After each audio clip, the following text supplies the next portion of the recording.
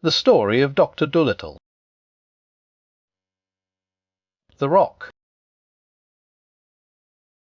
Up they got, early next morning, out of the silken beds, and they saw that the sun was shining brightly, and that the wind was blowing from the south. Jip smelt the south wind for half an hour. Then he came to the doctor, shaking his head. "I smell no snuff as yet," he said. "Why must wait till the wind changes to the east?"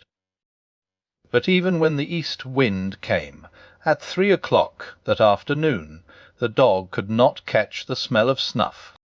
The little boy was terribly disappointed, and began to cry again, saying that no one seemed to be able to find his uncle for him. But all Jip said to the doctor was, "Tell him that when the wind changes to the west, I'll find his uncle even though he be in China, so long as he is still taking black rappee snuff."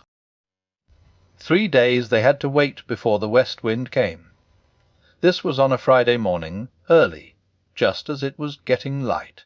A fine rainy mist lay on the sea like a thin fog, and the wind was soft and warm and wet.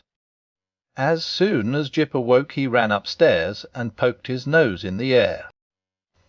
Then he got most frightfully excited, and rushed down again to wake the doctor up. "Doctor," he cried, Doctor, wake up! Listen. I've got it. The wind's from the west, and it smells of nothing but snuff. Come upstairs and start the ship. Quick!" So the doctor tumbled out of bed and went to the rudder to steer the ship. "Now I'll go up to the front," said Jip, "and you watch my nose. Whichever way I point it, you turn the ship the same way. The man cannot be far off, with the smell as strong as this, and the wind's all lovely and wet. Now watch me." So all that morning Jip stood in the front part of the ship, sniffing the wind, and pointing the way for the doctor to steer, while all the animals and the little boy stood round with their eyes wide open, watching the dog in wonder.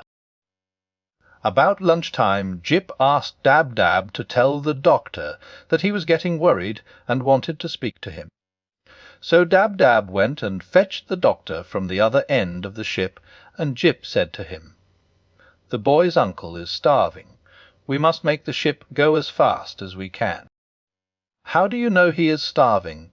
asked the doctor. "Because there is no other smell in the west wind but snuff," said Jip. "If the man were cooking or eating food of any kind, I would be bound to smell it too. But he hasn't even fresh water to drink. All he is taking is snuff, in large pinches. We are getting nearer to him all the time, because the smell grows stronger every minute. But make the ship go as fast as you can, for I am certain that the man is starving." "All right," said the doctor, and he sent Dab-Dab to ask the swallows to pull the ship, the same as they had done when the pirates were chasing them. So the stout little birds came down, and once more harnessed themselves to the ship. And now the boat went bounding through the waves at a terrible speed. It went so fast that the fishes in the sea had to jump for their lives to get out of the way and not be run over. And all the animals got tremendously excited, and they gave up looking at Jip and turned to watch the sea in front, to spy out any land or islands where the starving man might be. But hour after hour went by, and still the ship went rushing on over the same flat sea, and no land anywhere came in sight.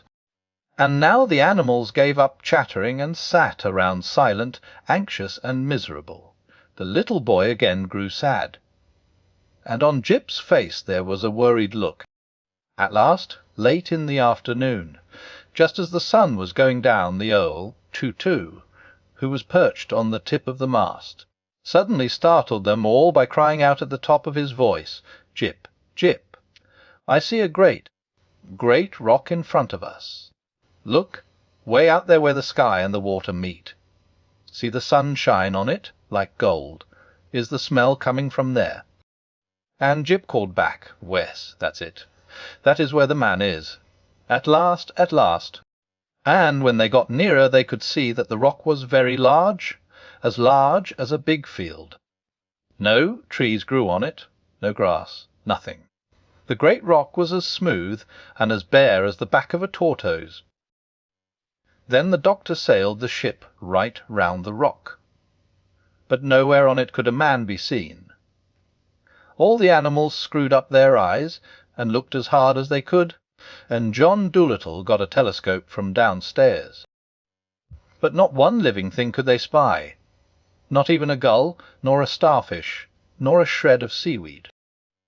They all stood still and listened, straining their ears for any sound. But the only noise they heard was the gentle lapping of the little waves against the sides of their ship.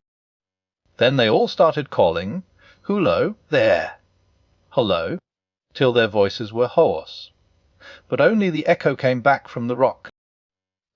And the little boy burst into tears and said, "I am afraid I shall never see my uncle any more. What shall I tell them when I get home?" But Jip called to the doctor.